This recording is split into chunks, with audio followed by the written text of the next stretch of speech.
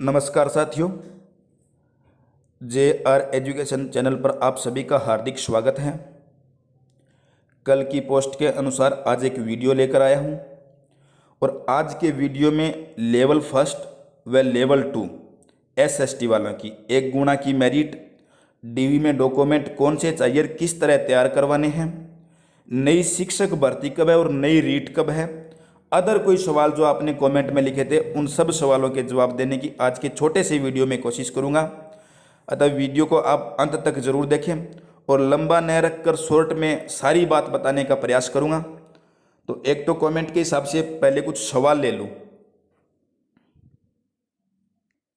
सवालों में एक कमेंट में सवाल था कि 1 गुणा की मेरिट कितनी रह सकती है सर लेवल 1 में।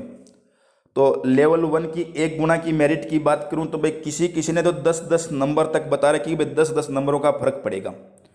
तो उसमें फर्स्ट लेवल में आप समझो EWS तो मेरे हिसाब से सबसे ज़्यादा उछाल खाएगी।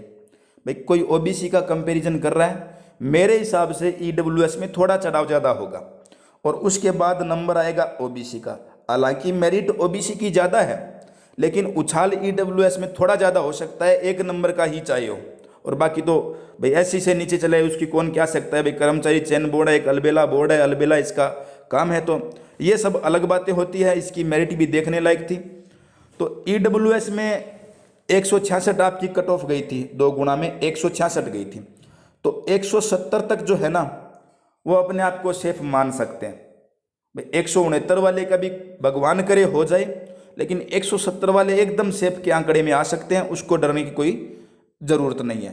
मैं जनरल की बात कर रहा हूँ, EWS में जनरल मेल फीमेल की। अब विडो डिवोर्स वो अलग होती है, ठीक है, जो फिजिकल हैंडीकैप्ड है उसमें भी सारे अलग अलग मुद्दे हैं। तो general male female EWS category के अंदर, और इसी में अगर OBC की देखें तो 175 गई थी लेवल फर्स्ट में, 175 गई थी। 175 के बाद अगर 179 वाले कोई है, 179 और उससे ऊपर वाले जो भी, यहाँ तक आंकड़ा एकदम सेफ है, होने को 178 का भी हो जाए। जनरल मेल और फीमेल OBC कैटेगरी के अंदर 179 तक एकदम सेफ हो, उससे ऊपर वाले तो आराम से हैं, उससे नीचे में 178 तक आ सकती है, हालांकि मैं कन्फर्म नहीं कह सकता। दूसरा मेरे कम बताने का कारण है, भाई पीछे भी मैंने एल फर्स्ट का वीडियो बनाया था शुरुआत के अंदर, 2 गुणा से पहले सबसे फर्स्ट मेरा वीडियो बनाया था 2 गुणा का। उसमें मैंने पहले क्लियर कर दिया था कि भाई इतनी मेरिट रही, इससे नीचे 2% आ सकती है, ऊपर किसी भी कंडीशन में नहीं जाएगी, और नीचे ही आई थी, ऊपर नहीं गई थी। उसके बाद फिर 2 नंबर कम करके फिर एक वीडियो बनाई और फिर उसमें कुछ दिन बाद क्लियर किया था कि भाई नंबर जानने के बाद अब इससे भी नीचे आएगी, ना कि ऊपर जाएगी, और हालांकि उससे भी नीचे आई थी। अब एकदम भगवान तो हूँ नहीं कि भाई पूरा आंकड़ा कन्फर्म बता दूँ।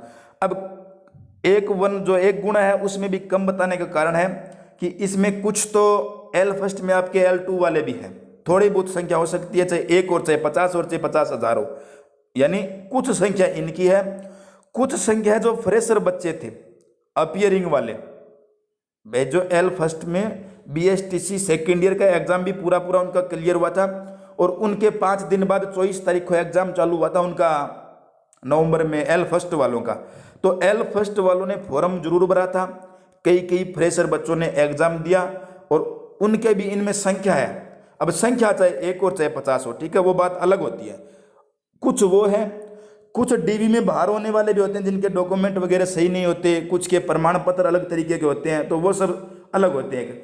तो वो संख्या निकालने के बाद इतना ज़्यादा नहीं बचता, और आपको डराया जा रहा है PTI वाले परिणाम को लेकर भी। PTI में इतनी उछाल हुई थी, तो PTI में स्पोर्ट्स कोटे के नंबर यानी सर्टिफिकेट के नंबर बाद में जुड़े थे।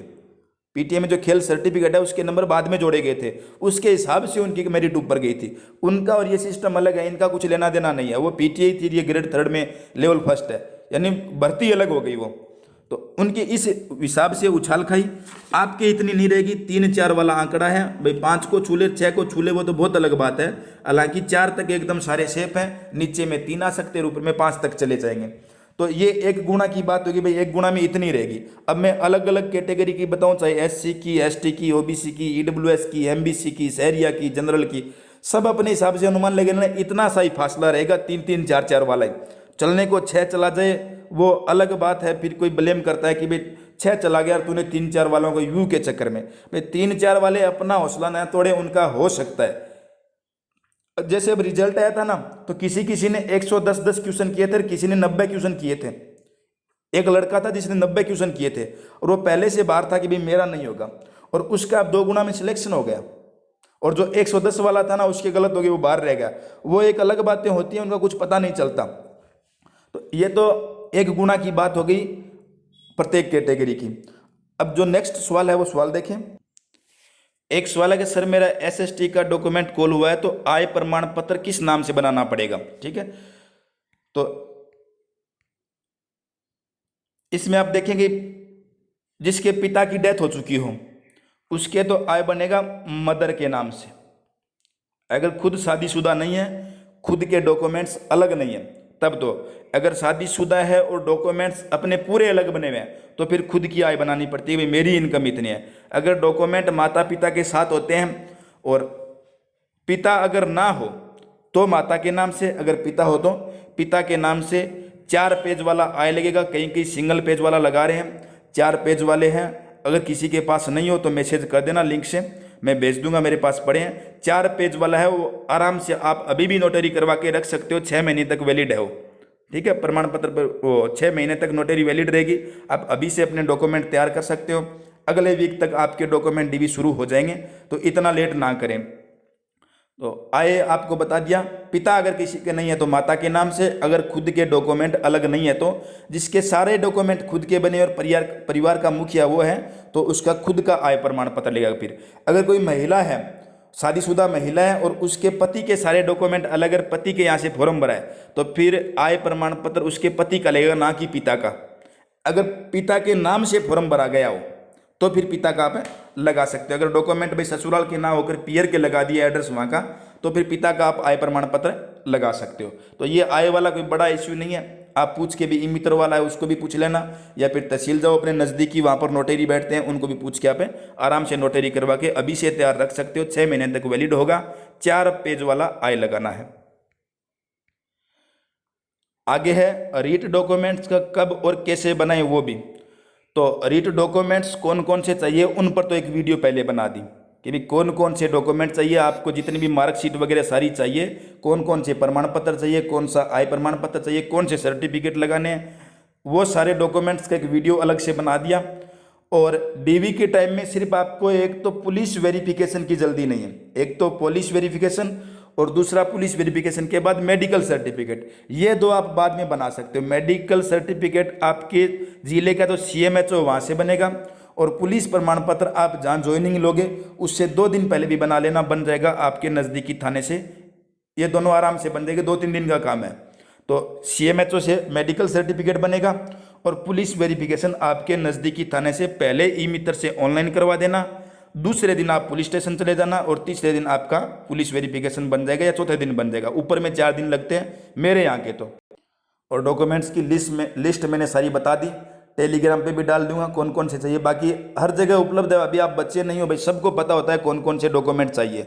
और जाति मूल वगैरह किसी का EWS हो उसका पहले बताया हुआ है। और फॉर्म शुरू हुए थे उस टाइम भी कर्मचारी चयन बोर्ड ने विज्ञप्ति जारी की थी। उस टाइम में सबसे बड़ी दिक्कत जाति में OBC वालों को आ सकती है और EWS वालों को आ सकती है। EWS है वो 3 साल पुराना नहीं होना चाहिए था और आज की डेट तक वैलिड मांग रहे थे। अगर किसी ने नहीं बनवाया तो खुद की गलती है। हालांकि शपथ पत्र से ले दे के काम हो जाता है, भाई शपथ पत्र लगाओ और काम हो गया। हालांकि बोर्ड अगर शपथ पत्र ना माने तो वो बोर्ड की प्राथमिकता है। भाई बोर्ड है वो शपथ पत्र ना ले तो बोर्ड को प्राथमिकता है, क्योंकि बोर्ड ने विज्ञप्ति में लिखा था भाई इस तिथि का आपके पास ये डॉक्यूमेंट होना चाहिए और रिजल्ट तक या फिर ज्वाइनिंग तक आपके पास ये वैलिड होना चाहिए, या फॉर्म की अंतिम तिथि तक आपके पास एक वैलिड डॉक्यूमेंट होना चाहिए। अब किसी के पास जाति प्रमाण पत्र था और समझो कि भाई रीट के फॉर्म भरे गए थे, अंतिम तिथि से 5 दिन बाद वो उसकी डेट एक्सपायर हो गई, भाई काम का नहीं रहा, तो उसके कोई दिक्कत नहीं, वो नया बनवा सकता है क्योंकि उस टाइम उसके पास वैलिड था। और अब एक शपथ पत्र प्लस नया वाला, अभी नए जाति मूल वगैरह बंद नहीं है राजस्थान में, भाई LDCO की हड़ताल है उसकी वजह से रुके हुए हैं, तो उसके आपको कोई प्रभाव नहीं पड़ेगा क्योंकि टाइम दिया जाएगा। फिर आपको आपका अकेले का काम नहीं, किसी का नहीं रुकता, ये पूरे राजस्थान का काम रुका हुआ है। ये डॉक्यूमेंट वाला है। डॉक्यूमेंट चाहिए कौन से, वो आप पीछे वाला वीडियो देख सकते हो। एक क्वेश्चन था कि सर सुप्रीम कोर्ट के फैसले से कोई फर्क पड़ेगा क्या। देखो सुप्रीम कोर्ट के फैसले से, अब इसमें L2 को नाराज करने वाली बात होगी, फिर उनके अलग अलग प्रकार के कमेंट आते हैं। L फर्स्ट वाले वो हमेशा के लिए दिमाग से निकाल दें कि भाई L फर्स्ट में कभी भी L2 को शामिल किया जाएगा। अब जिनके भाई L1 वालों ने अपने वकील बना लिए और L2 वालों ने अपने बना लिए, बेरोजगारों से पैसा लिया जा रहा है, कोई कभी भी निर्णय सही नहीं आ रहा। बीएड वालों को ऐसे कहा जा रहा है कि भाई हम आपको जिता देंगे और आपके हित में फैसला होगा, तो उनकी तैयारी को डिस्पेंस कर सकते हैं, वो उनका अलग मुद्दा है। भाई तैयारी में बाधा डाल सकते हैं वो, क्योंकि बीएड वालों की भीड़ एक अच्छी खासी है, बहुत बड़ी भीड़ है। तो थोड़े थोड़े करके अगर पैसे किसी वकील को देते हैं, भाई आधे से आधे लड़के लड़कियां देते हैं, तो उन वकीलों का काम चल जाता है। वो उनका एक अलग फंड समझो, कुछ भी समझो, वो उनका अलग मुद्दा है। L1 वालों का अपना अलग मुद्दा है। अभी L1 में एक बात कही गई थी पीछे कि भी पिछली जो ज्वाइनिंग हुई थी उनको डराया गया था कि भाई आप भी पैसा दो, नहीं तो आपको ज्वाइनिंग से हटा दिया जाता है या फिर हटा दिया जाएगा। रजिस्टर में साइन हो जाती है ना जब ज्वाइनिंग के बाद, तो जितना मुश्किल लगना है उससे 2 गुना मुश्किल हटाना है। भाई बिना किसी कारणवश उनको हटाया नहीं जा सकता। और सुप्रीम कोर्ट का कभी ऐसा फैसला नहीं आएगा कि L1 में L2 को शामिल कर लो, कभी भी नहीं आएगा। आप दिमाग से निकाल सकते हो। अब इसमें चाहे L2 वाले बुरा माने और चाहे L फर्स्ट वाले खुश हो, सब अपने अपने काम से काम रखें। L2 वाले हैं जिनका जो सब्जेक्ट बन रहा है, भाई आपने इंग्लिश से बीएड करी है, L2 वाला है उसने इंग्लिश से बीएड कर ली, तो अब वो L फर्स्ट के चक्कर में पड़ी क्यों रहा है। इससे अच्छा है कि अपनी इंग्लिश की तैयारी करे और तुरंत मास्टर बने। भाई उसके लिए फायदेमंद चीज़ तो वो होती है। अब वो किसी वकीलों के चक्कर में, चाहे मेरे चक्कर में, चाहे किसी और के, और बोले इतना पैसा दो और आपको L फर्स्ट में शामिल करेंगे, तो भाई अगर तेरा इंग्लिश सब्जेक्ट है तो पहली बात तो L फर्स्ट में सारे सब्जेक्ट हैं, तो तेरे बस की बात वो नहीं है कि भाई तू सारे सब्जेक्ट पढ़ ले। सोच के देखना एक बात यह, तुरंत ऐसे आपा खोने से अच्छा है कि भाई मैं जितनी पूरी बात बता रहा हूँ उतनी सुन लेना। भाई आपने इंग्लिश सब्जेक्ट बनाई, आपने मैथ क्यों नहीं बनाई फिर? क्योंकि आपके मैथ आती नहीं है, फिर आपकी मैथ बन नहीं रही है। आपने बीएड में मैथ लिया नहीं, तभी तो आपने इंग्लिश ली। अगर आपको एक इंग्लिश आ रही है तो L फर्स्ट में तो सारे सब्जेक्ट लग रहे हैं ना, सारे के सारे, तो वो उनका अलग मुद्दा है। भाई आप किसी भी एंगल से इसे देख सकते हो और किसी भी एंगल से सोच सकते हो, वो आप पर डिपेंड है। मेरा कहने का मतलब इतना है कि सुप्रीम कोर्ट के फैसले से L1 में कभी भी L2 को शामिल नहीं किया जाएगा। अब चाहे L फर्स्ट वालों के वकील कुछ भी कहे और L2 वालों के वकील कुछ भी कहे, L फर्स्ट वाले तो बोलेंगे इतना पैसा दो, नहीं तो आपको बीएड वालों को शामिल कर लिया जाएगा, और बीएड वाले बोलेंगे इतना दो, नहीं तो आपको L फर्स्ट से बाहर कर दिया जाएगा। तो वो उनकी बातें होती है। मेरे हिसाब से ये सिस्टम नहीं हो सकता। बाकी मैं ना कोई सुप्रीम कोर्ट का वकील हूँ, ना कोई जज हूँ, ना कोई अधिकारी हूँ, ना कोई वहाँ का चपरासी हूँ। मुझे इतना तो कुछ भी ध्यान नहीं कि भाई कभी भी कुछ भी हो सकता है। बाकी अब के अनुसार, आज तक की स्थिति के अनुसार, जब मैं वीडियो बना रहा हूँ उस टाइम तक, अभी तक ऐसा कुछ नहीं है कि भाई सुप्रीम कोर्ट के फैसले से बीएड वालों को बीएसटीसी में शामिल कर ले। बाकी आगे कल को कुछ भी हो सकता है बीएसटीसी को बंद ही कर दे, हो सकता है बीएड को बंद कर दे, इंटीग्रेटेड को बंद कर ही दिया नई शिक्षा नीति में। अब कई बोल रहे इसको चलाया जाएगा, वो अपनी अपनी सोच का नजरिया होता है। इस पे इतनी बात है। एक कमेंट था कि टीएसपी रीट लेवल 1 में पद बढ़ाने की बात करो भाई। तो देखो टीएसपी वालों के साथ अन्याय जरूर हुआ है भाई, टीएसपी के पद अच्छे खासे काटे गए। टीएसपी के पद बढ़ाने के अगर आप मुझे बोल रहे हो तो मैं एक नॉन टीएसपी एरिया से हूँ। दूसरी बात, मेरे यहाँ इलाके में कोई टीएसपी का बच्चा मेरे संपर्क में नहीं है, दूर दूर तक भी। और मुझसे कहने से अच्छा है कि भाई आपकी मांग वाजिब है कि आपके साथ अन्याय हुआ था। भाई टीएसपी की मांग एकदम वाजिब है। मैं ऐसा नहीं कह रहा कि भाई मैं नॉन टीएसपी का हूँ तो इसका मतलब टीएसपी के बढ़ने नहीं चाहिए। टीएसपी के साथ बहुत गलत हुआ। टीएसपी का एक ही हो सकता है कि आप एक तो अपने क्षेत्र से जिसकी भी पहुँच हो, जो जानता हो इस चीज़ के बारे में, कितने काटे गए, किस तरीके से काटे, क्यों काटे, कितने बैकलॉग में दिए, कितने बैकलॉग से काटे गए, टीएसपी एरिया का जो भी हो अच्छा खासा जानकारी इन चीज़ों के बारे में, आप उनसे संपर्क करो और फिर उनसे आप पूछ सकते हो। वो आपकी बात मुद्दा उठा सकते हैं। सहयोग हम जरूर कर सकते हैं नॉन टीएसपी वाले, जितना चाहो तो। बाकी ये हमारे ध्यान में नहीं है कि भाई किस हिसाब से टीएसपी के काटे जा रहे हैं, मेरे तो है नहीं। बाकी कोई व्यू के चक्कर में कह दे कि भाई मैं बता दूंगा, मेरे बस की बात नहीं है टीएसपी का बताना। बाकी एक अलग मुद्दा होता है कि भाई किस तरीके से बढ़ाए, किस तरीके से ना बढ़ाए, क्या करना पड़ता है इसके लिए। जितना ज़्यादा टीएसपी वाला कर सकता है उतना ज़्यादा नॉन टीएसपी वाला इसके बारे में कभी भी नहीं कर सकता। मांग आपकी अच्छी है, कोशिश करने से हो भी सकता है। मैं ये नहीं कहता कि भाई इम्पॉसिबल है, अभी तक ये पॉसिबल है अगर आप टीएसपी वाले चाहे तो। अब रही बात नई शिक्षक भर्ती की, भाई नई शिक्षक भर्ती कब है और नई रीट कब है। नई शिक्षक भर्ती एक जो मैंने शुरुआत में आपको बताई थी संस्कृत शिक्षा विभाग वाली, तो संस्कृत शिक्षा विभाग वाली है, उसकी जुलाई में विज्ञप्ति आ जाएगी। जैसे ही इसकी ज्वाइनिंग क्लियर होती है, भाई इसकी ज्वाइनिंग अगर लेट करवाते हैं, ज्वाइनिंग पर मैंने पहले वीडियो बनाया, कब तक करवाते हैं वो भी देख लेना। ज्वाइनिंग से थोड़ी बहुत पहले इसकी विज्ञप्ति जारी कर सकते हैं और उसके 1-1.5 महीने बाद इसका एग्जाम करवा देंगे। दूसरी बात, संस्कृत शिक्षा विभाग की जो ग्रेड 3 की भर्ती है उसमें 2 संशय है। कुछ तो लोग बोल रहे हैं कि भाई फॉर्म भरवा देंगे और एग्जाम आगे वाली गवर्नमेंट करवाएगी, तो ऐसा कतई नहीं है। एक तो चुनावी डेट आ चुकी है, संस्कृत शिक्षा विभाग वाली जो भर्ती है उसके एग्जाम यही गवर्नमेंट करवाएगी, इसके एग्जाम जो है यही गवर्नमेंट करवाएगी। ज्ञानचंद जो है ऐसे बोलेंगे भाई आचार संहिता लागू हो जाएगी, तो आचार संहिता से एग्जाम वगैरह पर कुछ भी फर्क नहीं पड़ता। आचार संहिता में एग्जाम लगते थे, लगते हैं और लगते रहेंगे। एग्जाम इसी गवर्नमेंट में होना है, इनके ही कार्यकाल में होना है, 100% होना है। ग्रेड 3 का, ग्रेड 3 में L1 और L2 का पद वर्गीकरण पहले किए जा चुके हैं। 2700-2800 पदों की भर्ती थी, ऊपर में 3500 तक जा सकती है, उससे ऊपर पद नहीं बढ़ेंगे। L2 में मैथ के अच्छे खासे पद आएंगे, मैथ और साइंस के। इंग्लिश के सबसे कम आएंगे। L1 के भी 900 या 1000 के समथिंग इसमें पद हैं। वो सारी विज्ञप्ति निकलने के बाद पता चल जाएगा, या फिर एक एक्स्ट्रा वीडियो बना दूंगा। तो ये तो मुख्य परीक्षा की हो गई। कर्मचारी चयन बोर्ड इस परीक्षा को करवाएगा। जो अभी सामान्य रीट में जो सिलेबस रहा था वही सिलेबस है, वही बोर्ड है, वही आंकड़ा है। नेगेटिव मार्किंग का पता नहीं इसमें रखेंगे या नहीं रखेंगे, ये अभी कन्फर्म नहीं। कई तो बोल रहे हैं कि भाई यही करवाएगा, नेगेटिव मार्किंग रहेगी। अभी तक इस पर नेगेटिव मार्किंग का कन्फर्म नहीं हुआ कि भाई इसमें रखा जाएगा या नहीं रखा जाएगा। इसके बेस पर करवाते तो रख सकते हैं, हालांकि अभी तक पूरा कन्फर्म नहीं है। और एक रही न्यू रीट की, वो नई शिक्षक भर्ती है। एक न्यू रीट पात्रता, जो फ्रेशर बच्चे हैं या किसी कारणवश पहले रह गए उनके लिए न्यू रीट जो है लगभग नवंबर, अगर नवंबर में नहीं होती है तो फिर इस गवर्नमेंट से नहीं हो पाएगी। फिर तो चुनाव है, चुनाव के बाद कुछ नहीं होने वाला, फिर तो लंबा टाइम बीत जाएगा। और हालांकि नवंबर दिसंबर के समथिंग हिसाब से रीट करवा देंगे।